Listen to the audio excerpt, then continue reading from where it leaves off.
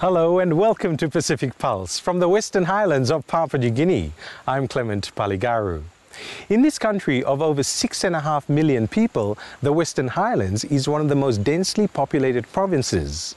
Here, as across much of the country, women are still dying in childbirth and the numbers are increasing instead of improving.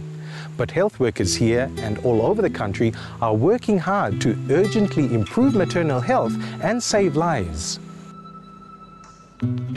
Many live in villages tucked into the mountains, far from the provincial capital, Mount Hagen, and from health facilities like the Susu Mamas Clinic.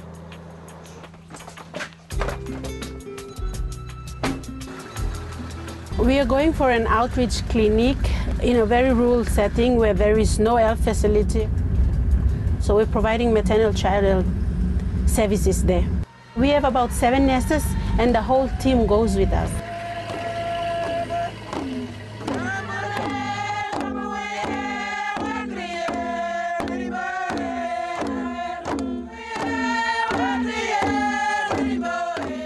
They were very excited because we had to bring all the service right to the village and things were just provided free for them, so they were happy. That's why they're welcome as.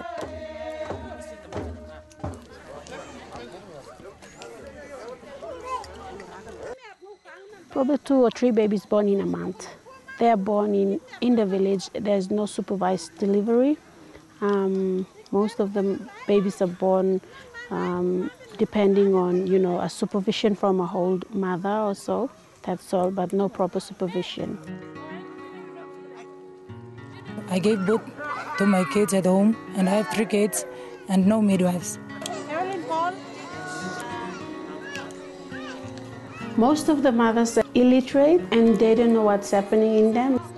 So I wanted to show them that the baby lives in a placenta, in a bag, and then how the baby is going to be born through the pelvic bone and what really happens during the childbirth and during the pregnancy period as well. Give him time, lo baby. One plus something, Miss Alugum, lol, mama. Time also believe na cross, that's all. Or something working, you believe all this layer. It can affect him well. We also check the blood pressure. We also check the level of hemoglobin in the blood. Weighing a pregnant mother is also important because it helps us to identify if the baby is growing and also to identify complications.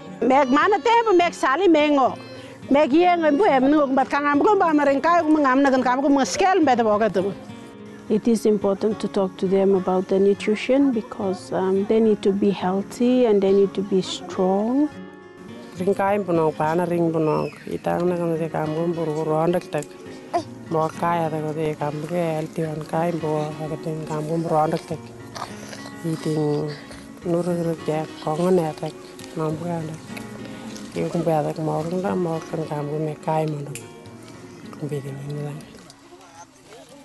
Around the world, every year, more than 500,000 women die in pregnancy or childbirth with no access to health care.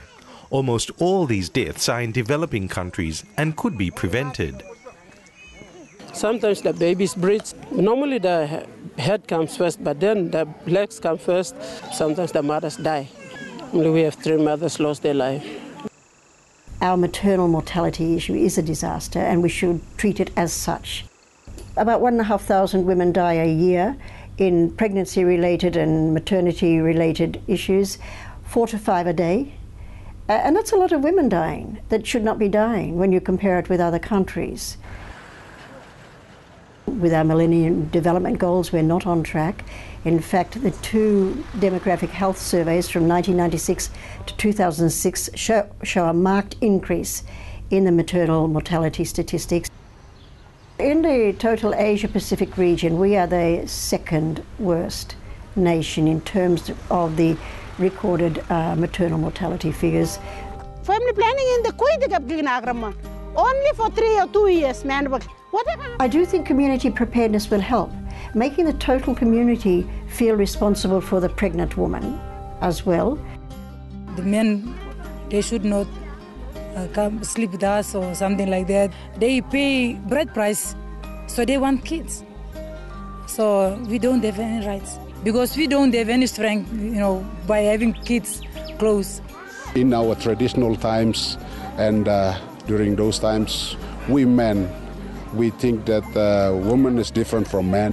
When they give birth to a child, we tell them to stay away because they are unclean. But now we realize that the woman is very important to us. One of the reasons Susu Mamas is successful in their outreach is because they have on their team a male nurse who's also a midwife.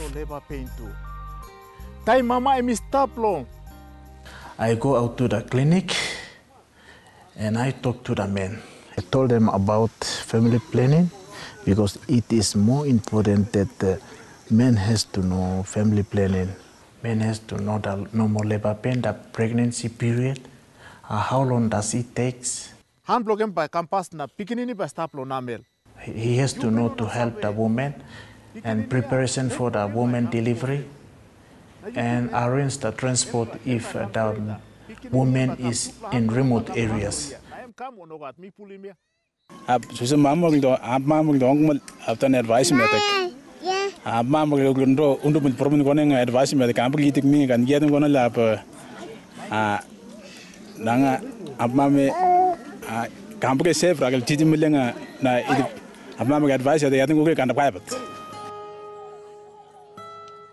When we do outreach clinic and we identify like complications or like for example if the baby has the lie of a baby is breech or something, we advise them to come to the city clinic and we make sure they see a doctor so that the pregnancy is in good condition before she goes back so that she will have a safe delivery.